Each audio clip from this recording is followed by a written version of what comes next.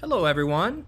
I'm excited to carry on our discussion of founding principles today. I hope you all have had a wonderful weekend and a nice week so far. This is going to be an eventful discussion.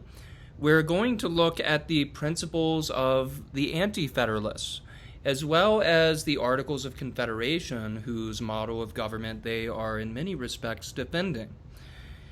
This is a helpful discussion, I believe, because so often we brush over the 1780s, the period right after the successful navigation of the crisis of the American Revolution, but before the ratification of the Constitution and the establishment of the new federal government.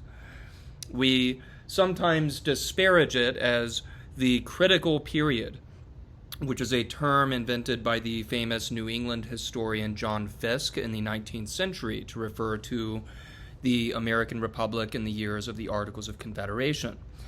This interpretation of the 1780s is true in many respects. There were certainly critical crises that were faced by the American people at this time. In fact, you don't have to turn to Federalist-minded people to see this, but you can see that even Brutus refers to this period as one in which no period as critical has ever faced the American people. So today we're going to be exploring these things, and we will be seeing how the Articles of Confederation and Anti-Federalism both reflect different applications of revolutionary principles. So I want to begin simply by reminding us what these revolutionary principles are. We studied them throughout the course of the last couple weeks. You've had several readings from various people, sermons, pamphlets, writings from the colonial era and the Declaration of Independence itself. And all of these things were meant to give you something of a taste for the ideals of the American Revolution. Unlike many nations, America has a birthday.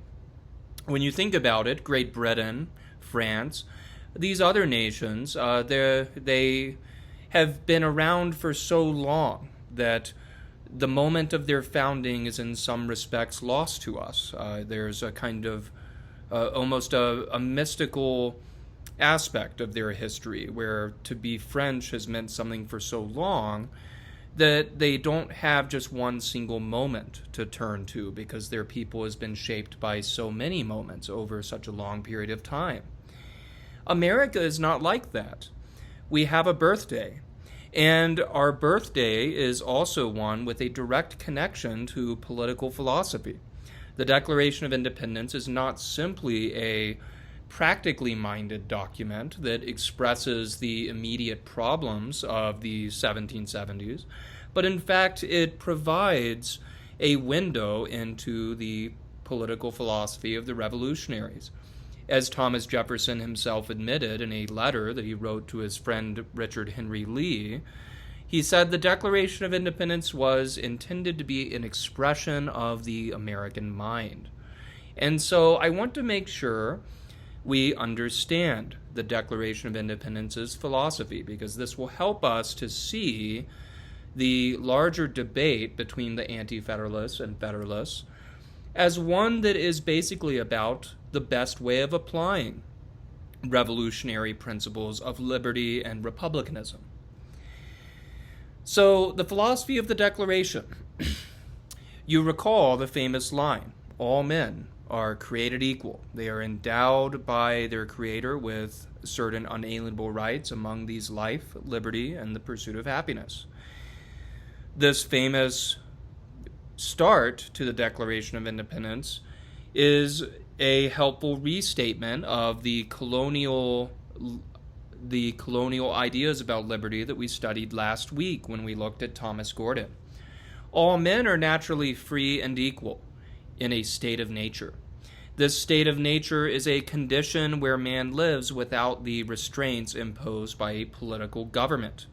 It is not, however, a state where there are no laws at all, because you are still governed in this pre-political state of nature by moral laws, by natural laws, by divine laws. So you're free and equal in the state of nature in your possession of natural rights. You are not equal in your virtue, in your beauty, in your abilities, in your height, and all these other areas where we might pinpoint inequalities. No, the equality that is being declared here is a more limited one. It is an equality of natural rights, where all people who are made by God in His image have the same natural rights to life, liberty, property, and the pursuit of happiness that any other person would. And so the Declaration of Independence affirms natural law. It affirms this idea that naturally we would prefer to reside, perhaps, in an existence with no government. However, this condition is untenable. We have to create a government precisely because the natural rights we seek to protect are rendered precarious in the state of nature. In the state of nature, every individual cannot always be expected to follow the dictates of the natural law perfectly. We know that men are fallen. They are sinners. They all fall short of the glory of God, as the Bible puts it. And so just because our natural condition is one without government does not mean that it would be better to have no government. No, in fact, we have to leave the state of nature to guarantee a better protection of our natural rights.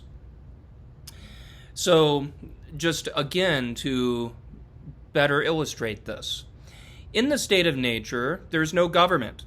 There's no court you can run to adjudicate your contract disputes or your arguments about things like theft or murder.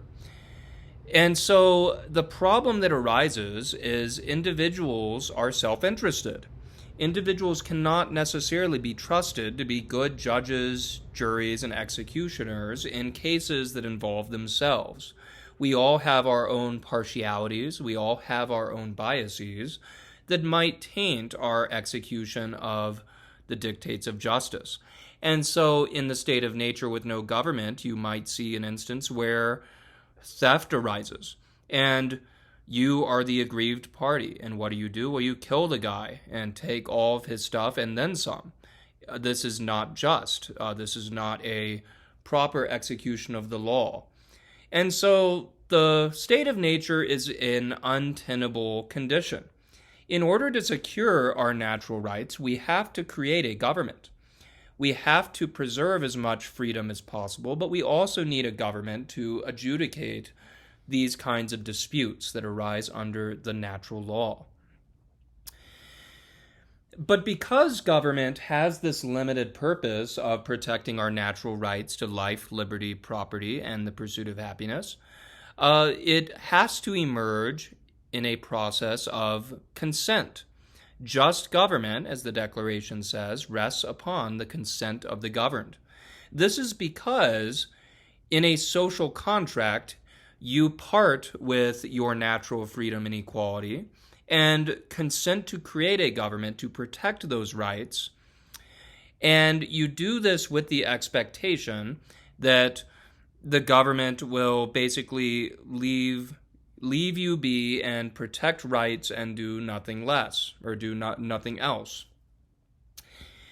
The assumption is that if all people are consenting to the establishment of their government, then it's more likely that the natural equality and natural freedom of man are going to be respected. A final corollary of this philosophy of the Declaration is the idea that when government is not acting justly, when it is not protecting your natural rights, and when it does not rest upon the consent of the governed, you as an individual have the right to withdraw your consent and assert a right to revolution, overthrow the government, and establish one that will better protect your natural rights. So this is the philosophy of the Declaration. These are some of the ideas that helped give shape to the American Republic at this early time. The question then becomes, how do you apply the ideas of the Declaration of Independence? And this is the place where our two different forces that we're going to be studying in this week and next disagreed. So this week we're looking at the Articles of Confederation and the Anti-Federalists. Next week your lecture is going to focus on the Federalists and the Constitution that they are defending. We have to understand both sides of this argument to better conceive of the nature of the early republic, why the Federalists were victorious, and how the Anti-Federalists still got many of the things that they wanted, notably the Bill of Rights added to the Constitution. So the Federalist-Anti-Federalist debate is among the most iconic and great debates in the whole course of American history. This is one that really makes us think about who we are as a people. What is the nature of constitutional government? What is the nature of individual liberty? And what is a true republic and its relationship with democracy? The Anti-Federalists and Federalists emerge as key players in this dialogue and debate about the nature of government. The Anti-Federalists supported a weaker federal government that gave more power to the states, a system known as a confederation. The Federalists, for their part, supported a stronger and more energetic federal government than the one that was provided for by the Articles of Confederation. This debate pit very heavy hitters against each other. So the Anti-Federalists and the Federalists, they both have very serious and thoughtful points at their disposal. And both sides included some important people whose names we are certainly familiar with. While the Federalists could boast of figures such as John Adams, Benjamin Franklin, George Washington, James Madison, and Alexander Hamilton, the Anti-Federalists, for their part, included Samuel Adams, the man of the Revolution, Patrick Henry, the great orator of the Revolution, who is pictured here in this picture at the Virginia Ratifying Convention. It also included such people as John Hancock and James Monroe.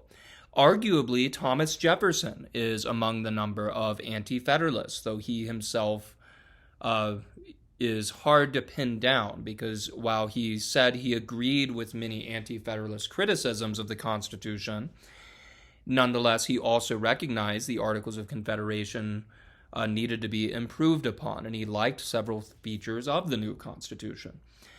So the spectrum of opinion at the time of the founding was not entirely unanimous, and this is something that might surprise us.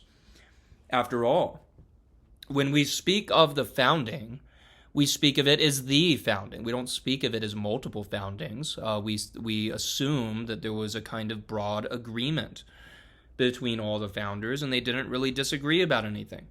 Well, this is clearly not true, as a study of the Anti-Federalist and Federalist debate would suggest to us.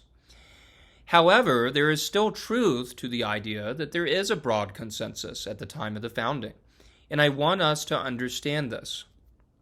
As we read writings from both the Federalists and the Anti-Federalists, as we read both the Articles of Confederation and the Constitution, we ought to understand that at the end of the day, there are fundamental points in which both sides align. Federalists and Anti-Federalists alike are committed to republicanism as they understand it. They both agree that the principles outlined in the Declaration of Independence are the proper regime principles for the United States. Virtually no one on any side would question the idea of natural rights, or government by the consent of the governed, or a right to revolution. Government for both the Federalists and the Anti-Federalists should ultimately be a limited government. This is the one that is going to have the best chance of protecting your individual natural rights. And yet, if they agree on the aim of a free society and a republican constitution, there is still a very profound disagreement over the best way of realizing those aims. What are the proper means to realize the ends of Republican government? This is the question that the two sides are debating. The Federalists believe that the new Constitution is necessary because while it empowers the federal government against the states, it will guarantee order between the states and strengthen the bonds of union in such a way that anarchy is less likely. The Anti-Federalists, however, thought the Constitution would protect neither freedom nor democracy. Rather, the Constitution, in their view, was going to impose a dangerous distance between citizens and their own government, a distance that we're going to see they predicted could only end in tyranny. A helpful way of understanding the disagreement between the Federalists and the Anti-Federalists is by looking at their various ideas about tyranny. You're going to see in Federalist number 10 that James Madison expresses a characteristically Federalist suspicion of majorities. The Federalists, for their part, were very concerned about unfettered majorities acting in a democratic system. The Federalists are suspicious of these democratic majorities and want to impose limits on them to guard against the dangers of the tyranny of the majority. The Anti-Federalists, however, are much more fearful of the tyranny of the minority.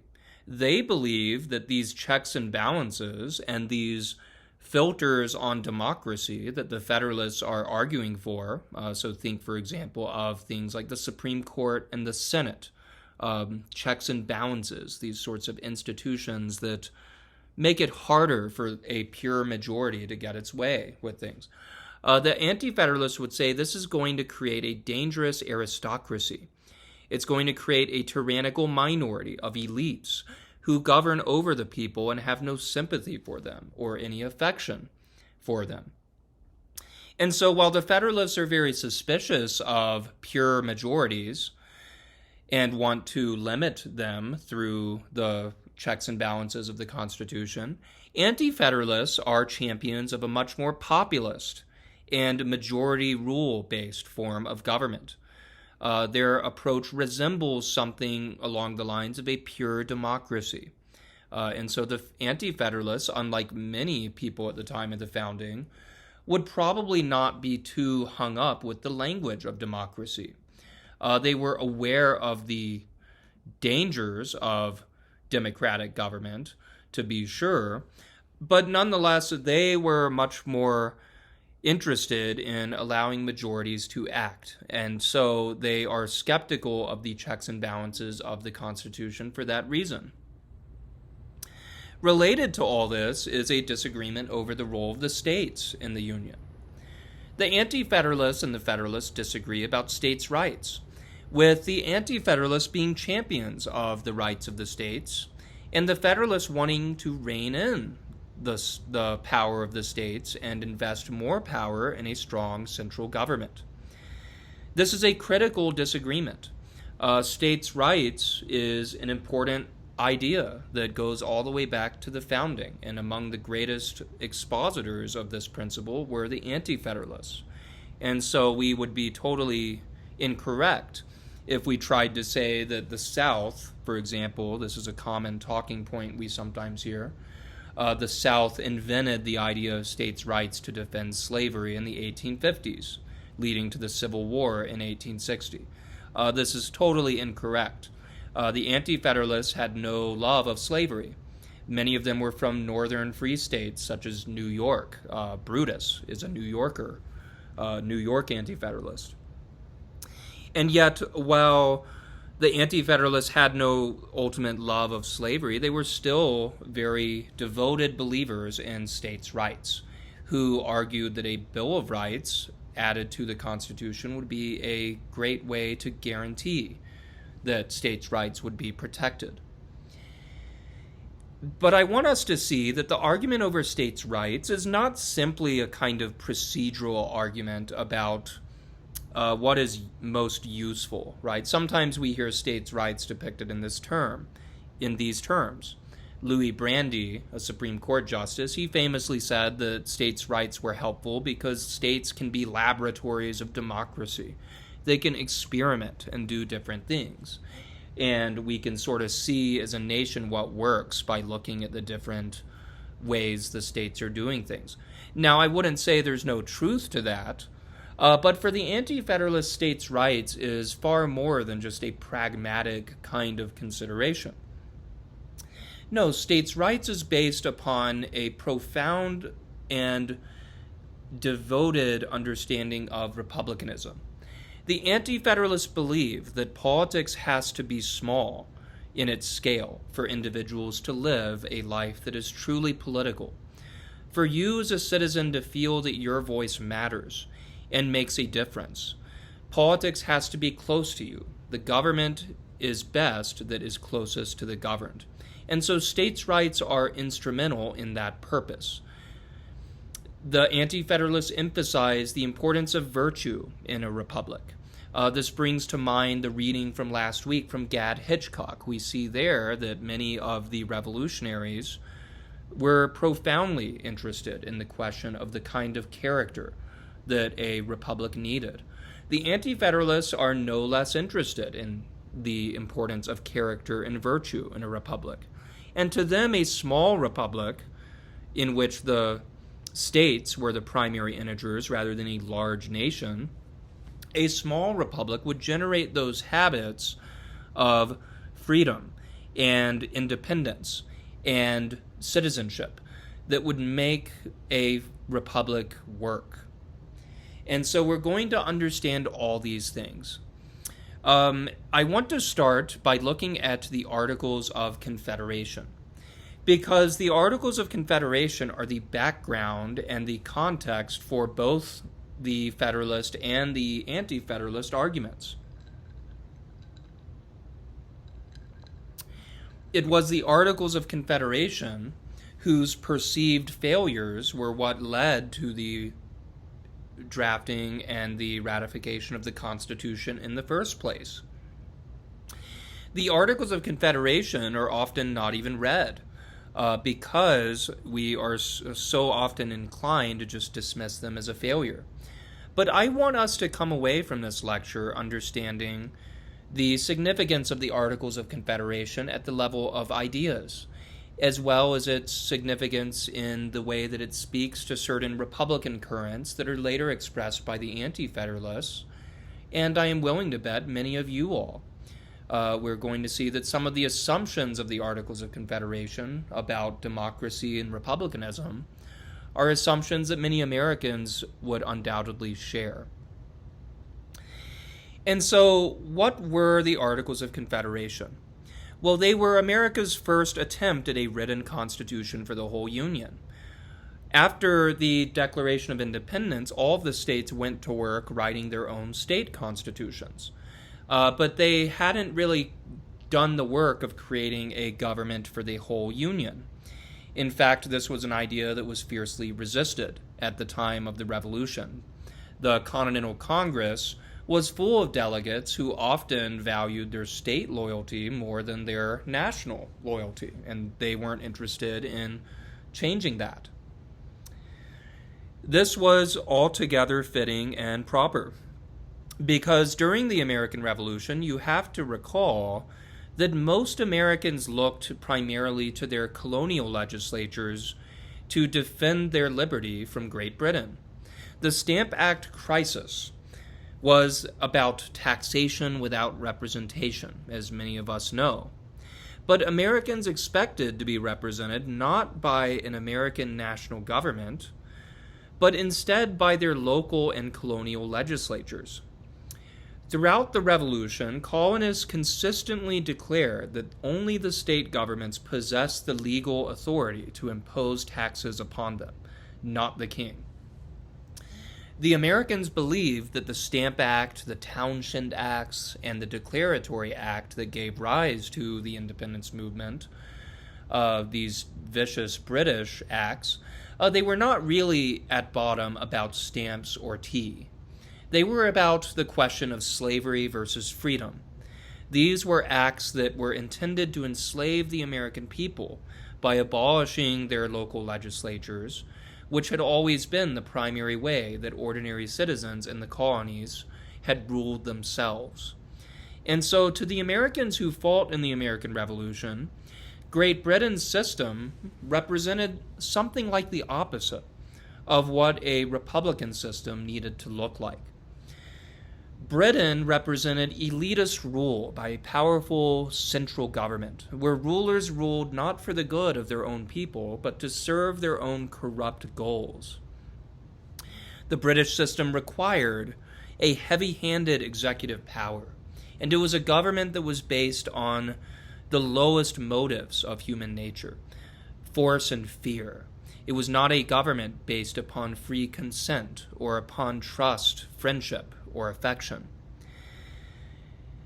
As Americans fought this revolution, they turned to their colonial legislatures to protect them, and they continued to see themselves not simply or even primarily as Americans, but rather as citizens of the states to which they belonged.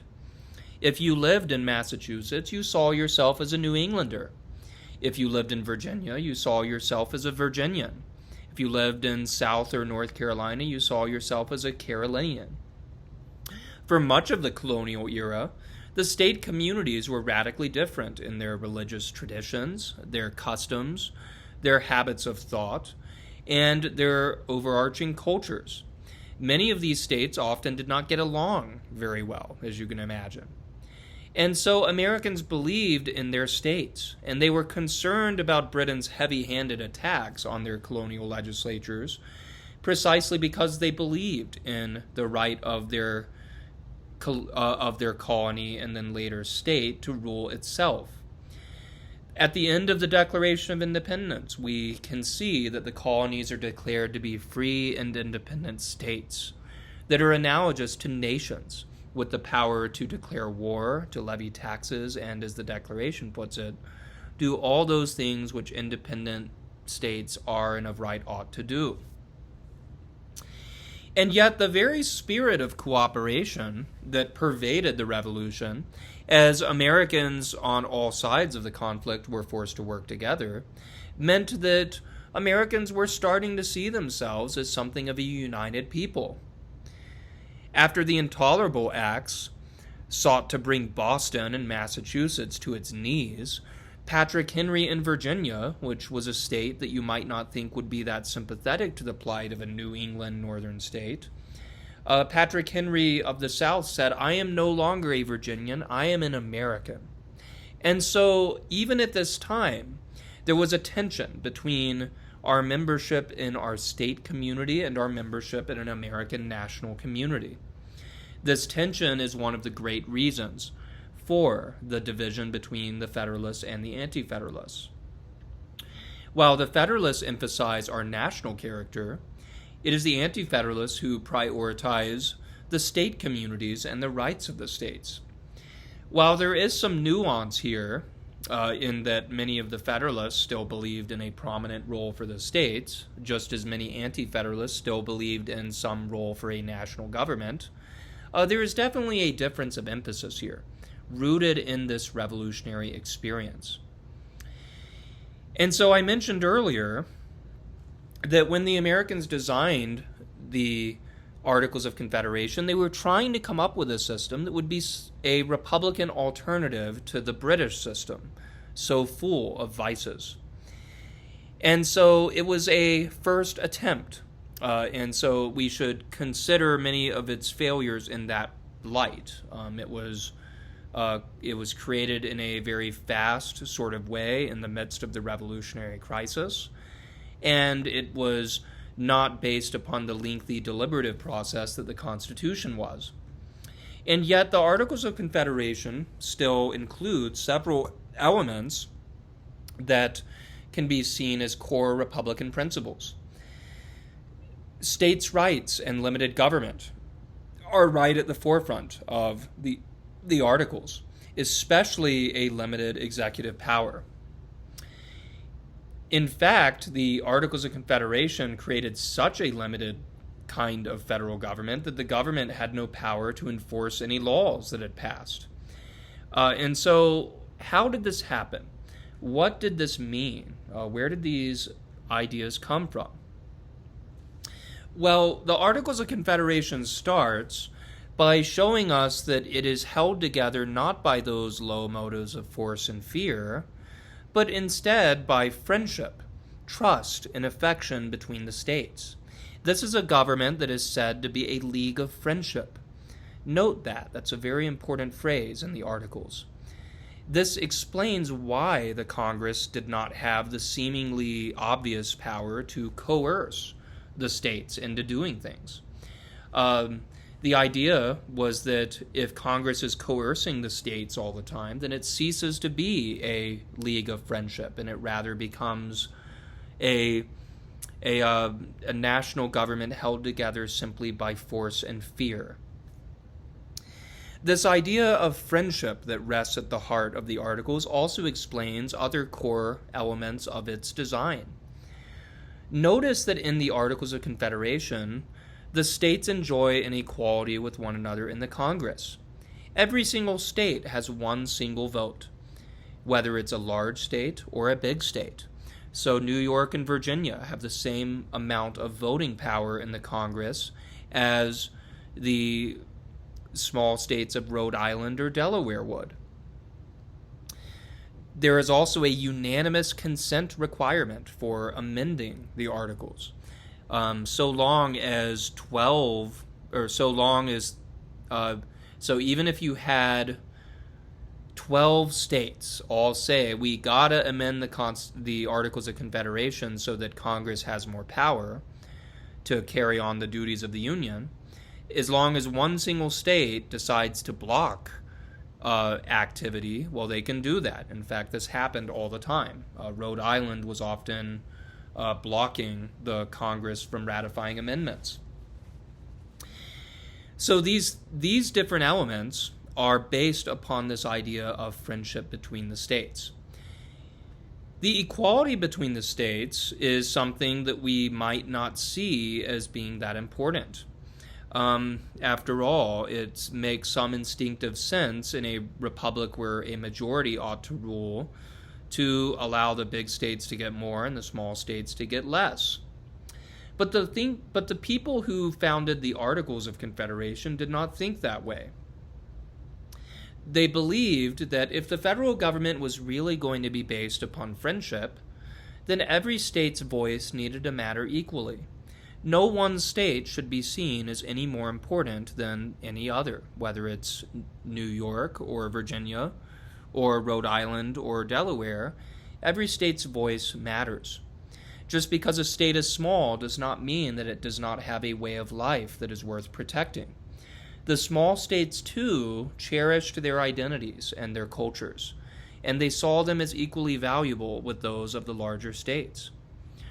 During the American Revolution, Colonel John Sullivan at the Continental Congress, who was a delegate from New Hampshire, expressed this very same sentiment. He proposed an equality of states in the Continental Congress and said, "A little colony has its all at stake as well as a great one in this conflict."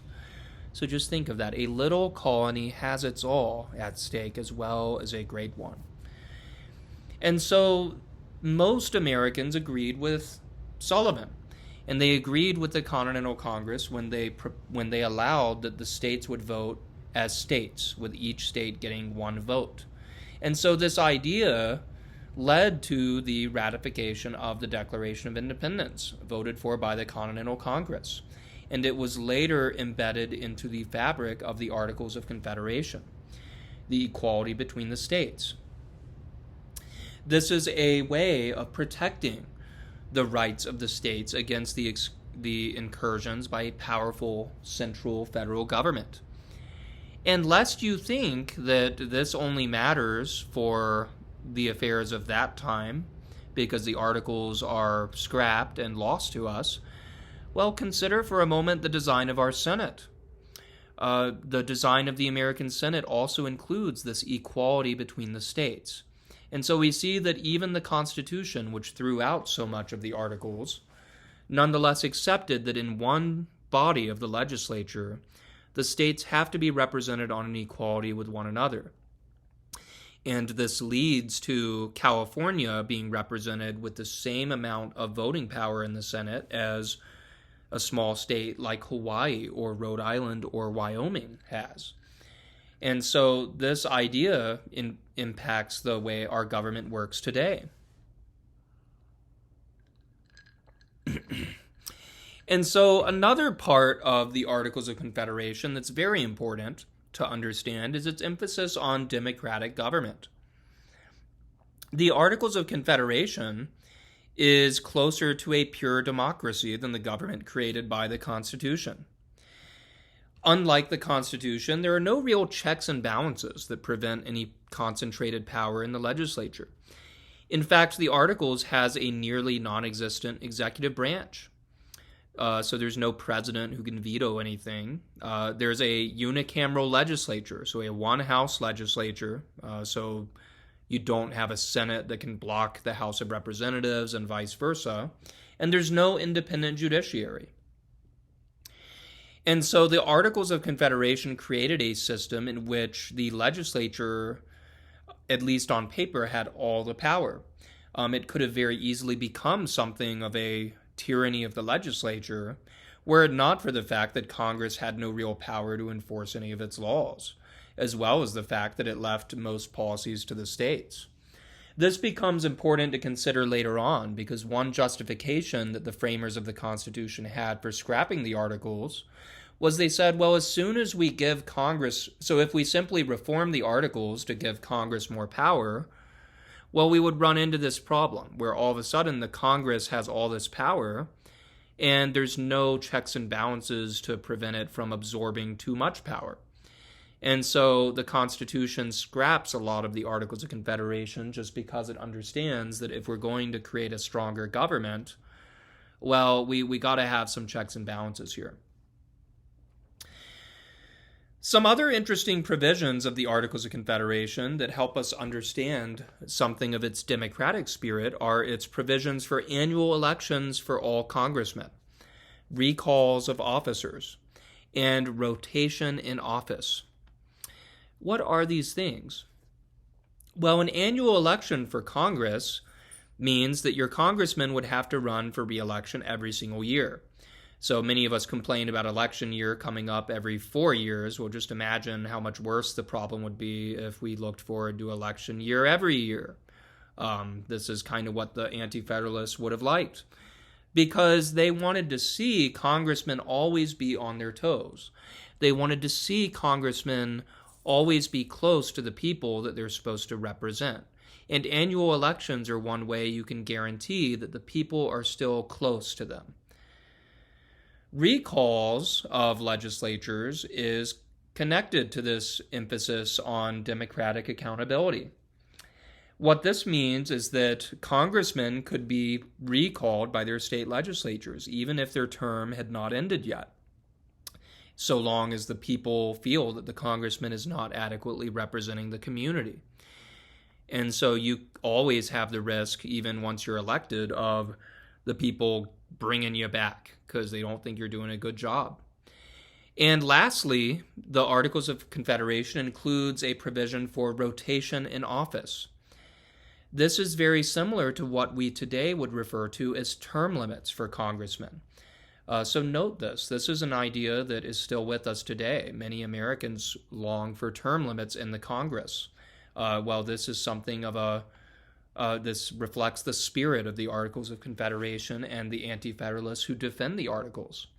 So what was rotation in office? Well, it meant that you would be allowed to serve in the Congress for 3 consecutive years. But after that, you would always have to rotate out and let someone else take your job. If you ever get back into the Congress a few years later, so if you rotate back in, well, you can only serve for 3 more years before you're totally term limited out and you got to get out. The basic thrust of all these things, annual elections, recalls of officers, and also rotation in office or term limits, is the idea that politicians have to remain close to the people that they are supposed to be serving. The framers of the Articles of Confederation wanted to avoid a permanent and entrenched class of elites in the Congress who never leave and get out to give an ordinary person a chance to get involved in politics and legislate themselves. Similarly, the Articles banned you from getting paid to serve in the legislature.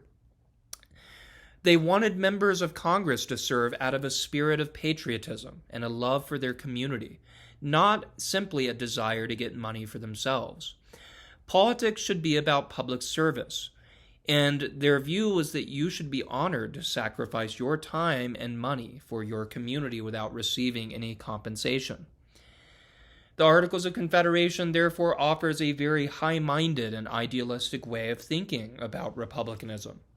It has roots in the philosophy of the American Revolution and its emphasis on civic virtue, as well as the Declaration of Independence's emphasis on the freedom and sovereignty of the states, as well as the importance of unanimity and equality between the states. One important thing to understand about states' rights, as it was understood by the Anti-Federalists and the framers of the Articles, is that states' rights were not really based on a leave me alone kind of attitude. This is true for both the Articles of Confederation and the Anti-Federalists. It's rooted in this ideal of a union based on friendship between the states.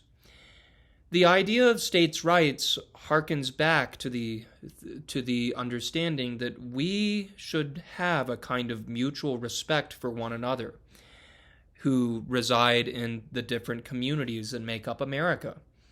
Just as it means something to us if we are a North Carolinian or a Virginian, we should respect Massachusetts' right to govern itself according to its own traditions too. It's a way we can show our appreciation for one another by kind of allowing the states to be guided by a shared sense of republicanism, but have this republicanism be applied in different ways. So consider for a moment that e pluribus unum, out of many one, the famous motto of our national seal. This was affirmed not under the Constitution.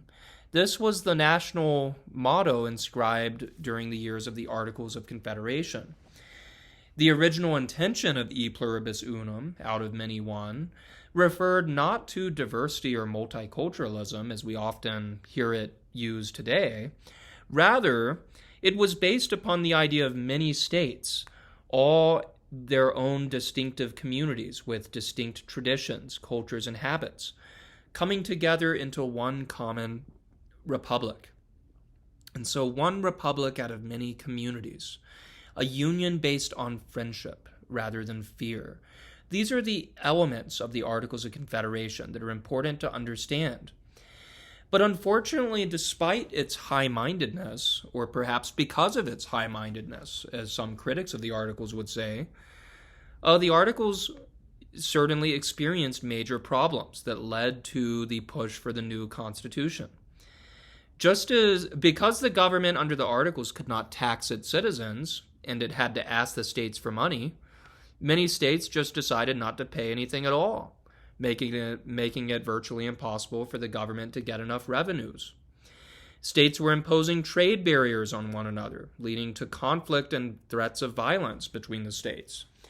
The economy was a mess, and inflation was rampant under the Articles, with Congress having no way to solve this problem. The currency became so worthless that the phrase "worth less than a continental dollar" actually took off in this period. In many state governments, populists gained control and printed loads of paper money in order to declaim creditors of their debts, depriving them of their property rights. Thomas Jefferson looked at this kind of thing and said, "This is not the government we fought for in the American Revolution. Did we fight for a government that was anarchical, in which property rights were not respected?" The final straw seems to be the outbreak of Shays' Rebellion in Massachusetts in 1786. Mob violence and anarchy seemed to be the gloomy spirit of the time, and Americans say, "Isn't there a better way?" Perhaps this Confederation model is not protecting the individual natural rights that we cherish and want to respect. And so I want to look briefly at Brutus, who is our Anti-Federalist author. He is writing his criticism of the Constitution after the framers of the Constitution had deliberated in Philadelphia in a long and hot 1787 summer and settled on a design for a new federal system. The framers of the Constitution had originally been sent there to propose reforms of the Articles, but they threw them out and created a new federal system. The framers of the Constitution also provided that the Constitution could go into effect if it was ratified by popular ratifying conventions in 9 out of 13 states, clearly disregarding the unanimous consent requirement of the Articles. Many anti-federalists looked at this kind of thing and said, well, this Constitution is born in lawlessness. And guess what? Its ideas are going to be dangerous to our liberties as well. We don't know exactly who Brutus is, but we know he was a New Yorker, and it is possible he was this person pictured here, Robert Yates. He has traditionally been one of the main candidates for the identity of Brutus. He wrote under a pen name that reflects Roman values because he wants people to focus on his arguments, not upon the person that is writing the arguments. And so Brutus believes the Constitution is a step too far in the direction of a powerful and centralized government. Maybe it's even bringing us back to something like the British mode of government that we wanted to escape. Brutus admits that the Articles have problems, and he wants to reform them. But he would propose that we give the Confederation government more tools rather than throw it out altogether. One important distinction made by Brutus is the distinction between a confederation and a consolidation. So a confederation is the system of the Articles of Confederation. The states are absolutely free, sovereign, and independent. They are akin to nations. They have all the power. And to the extent the federal system does anything, it's only with the permission of the states. That's the Confederation model. Well, Brutus says you guys are moving away from a confederation and creating a consolidation. You're turning us into just one single big government where the states have no real rights, but they maybe at best have a few privileges given to them by the central government. They become just mere districts of the federal Leviathan government. And Brutus says this would be a problem. In a nation as big as the United States, one single national consolidated government cannot legislate effectively for the whole national community. We should leave most duties to the state so that legislation can reflect the values of each community. So this is very connected with the Anti-Federalist belief in a small republic. Anti-Federalists believe, as Brutus puts it, that in a republic the manners, sentiments, and interests of a people should be similar. As you get bigger and as you invest more power in a distant federal government, politics becomes much more removed from ordinary citizens. The Anti-Federalists want to see a lot of representatives representing not very many people. So, for example, they want to see a kind of trust and affection between the rulers and the ruled, and they think that this is only something that can happen if you have a small republic.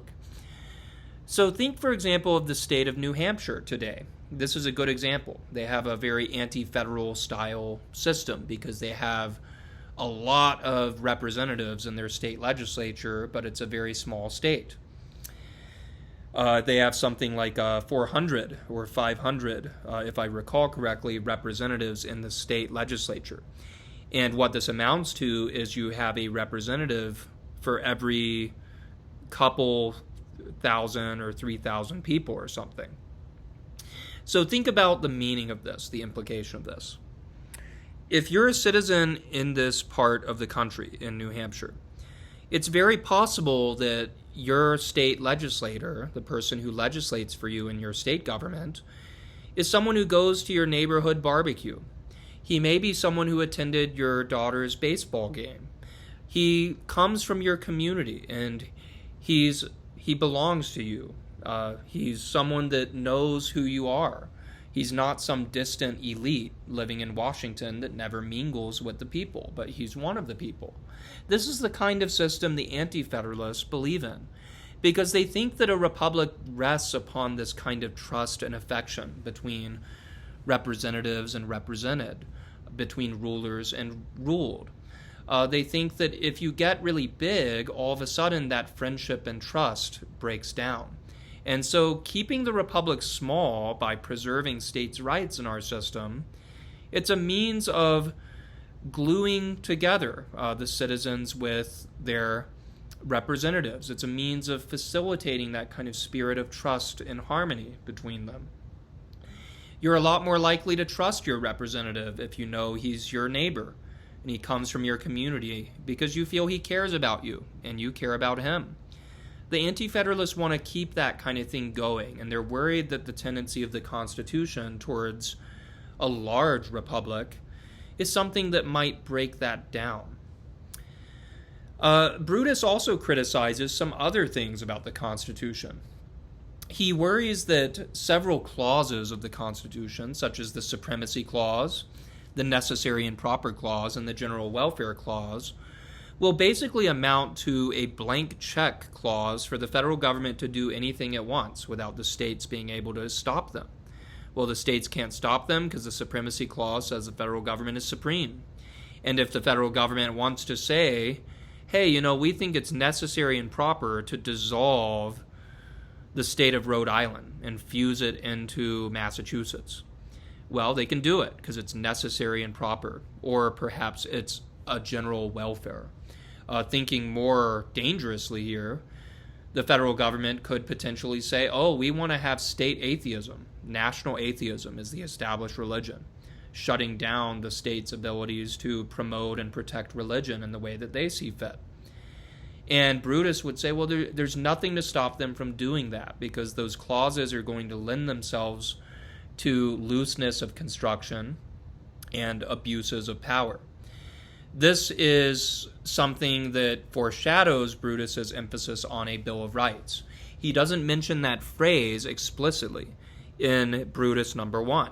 And yet notice how he puts it. He says, the powers of the general legislature extend to every case that is of the least importance. There is nothing valuable to human nature, nothing dear to freemen, but what is within its power.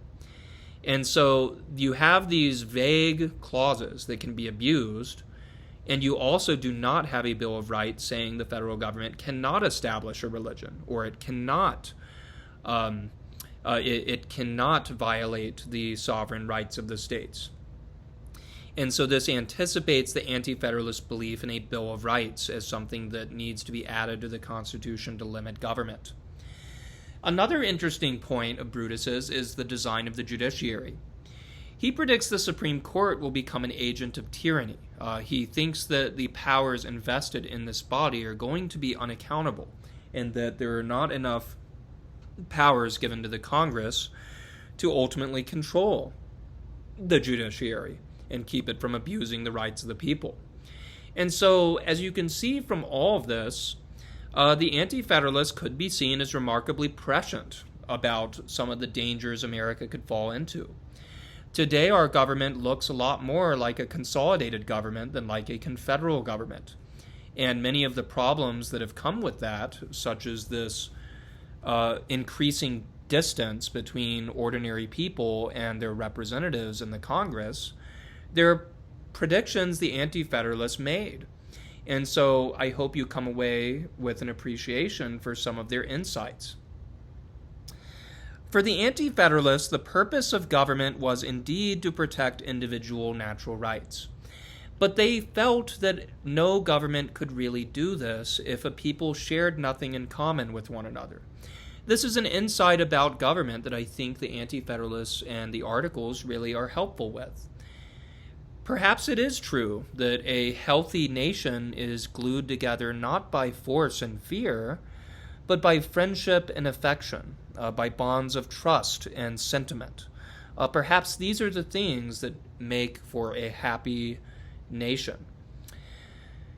We live in an era today where more and more Americans feel that that is not what's going on.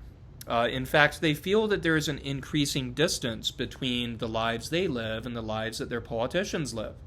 Politicians tend to be much more elite, much more educated, and much more wealthy than the average Joe. We have a popular term for this. We refer sometimes to the establishment, right? Which is a term for people who go to Congress and stay there forever and become better at representing Washington than representing their small town. Well, this is a very anti-federalist kind of idea. Anti-federalists believe that if you don't design a constitution that keeps governors close to the governed through these things like a small republic, through these things like annual elections and recalls and term limits, then the rulers are no longer going to work for the people, but they'll take on power for themselves. The Anti-Federalists believe power corrupts, and absolute power corrupts absolutely. And so they have a lot to tell us about the things that hold a republic together. And despite losing the battle over the Constitution, it's worthwhile to consider that they were not total losers, right? Many Americans, to the extent that they know anything about the Constitution, only know about the Bill of Rights. Well, this was a part of the Constitution that was included not because of the Federalists who made the original Constitution, but because of the Anti-Federalists. It reflects Anti-Federalist values of states' rights and a very limited central government. And so the Bill of Rights is the great Anti-Federalist legacy for our constitutional system. But as I leave you, I want you to know that this is not the end of the story. It is not the close of the debate. We're going to see next week that the Federalists also have some pretty darn good arguments for what they're proposing. So we don't need to throw up our hands and say, well, the Anti-Federalists were right. The Constitution was poisoned from the beginning. This is a very gloomy attitude that some students of the Anti-Federalists might have. I don't want us to come away thinking that. The Federalists believe that the Anti-Federalists are forcing us into a false choice. They think that the Federalists would say, hang on now, Anti-Federalists, hang on, Brutus. We can have liberty and we can also have order without sacrificing republicanism or freedom. We can have a more energetic federal government and also provide a lot of rights for the states, balancing the needs of the nation with the needs of the states. We can do these things, and in fact we did do these things with the Constitution, is what the Federalists would say. And so they reject the idea that the new Constitution is simply a consolidated government. But they actually point out that it created a kind of careful balance of liberty and order, of states' rights and nationalism. And so I want us to consider this as we move into the Federalists. There are a lot of ways the Constitution does provide for the rights of the states, even while it does also give more energy to the federal government. This debate is important for us to consider because it allows us to think deeply about the proper organization of a constitutional republic.